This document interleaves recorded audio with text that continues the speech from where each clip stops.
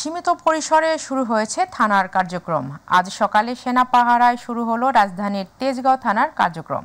এ সময় থানার কর্মকর্তারা উপস্থিত ছিলেন। সেনাবাহিনী জানায়, স্থানীয়দের সঙ্গে কথা বলেছে সেনাবাহিনী।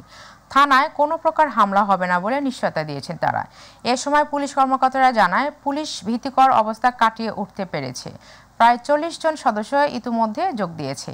এ সময় সহকর্মী হারানোর বেদনা নিয়ে কাজ শুরু করেন। আবারও জনগণের আস্থার জায়গা নিতে আহ্বান জানানো হয়। ডিএমপির তেজগাঁও ডিভিশনের ৬টি থানার মধ্যে ৩টি থানার কার্যক্রম শুরু করার চেষ্টা করা হচ্ছে।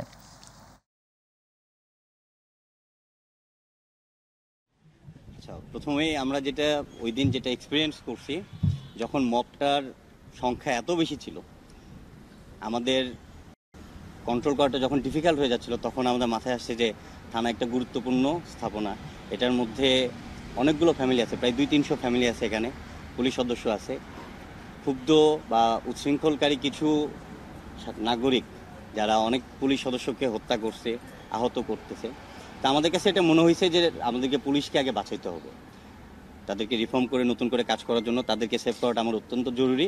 এছাড়া ওই থানার ভেতরে ব্যাপক অনেক অস্ত্র রয়েছে। যদি এগুলো সন্ত্রাসীদের কাছে চলে যেত, তাহলে এটা আমাদের নিরাপত্তার জন্য একটা চ্যালেঞ্জ হয়ে যেত। দেখেন, এটা প্রসেসটা এটা এখনও অনগোয়িং প্রসেস। এখনও সব লোকজন আসে নাই।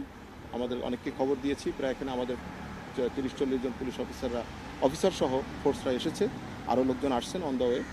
তো যার কারণে আশা করছি যে আমরা দুপুর নাগাদ আমাদের অধিকাংশ অফিসার ফোর্স এখানে চলে আসবেন। একটা চেন অফ কমান্ড কাজ করে। আমরা এর আগেও যা করছি অর্ডারে করছি, আজকেও অর্ডার করেছে, তাই আমি থানায় চলে আসছি। এখনও আমার অনেক সহকর্মী কান্না করতেছে, আসতে পারছে না।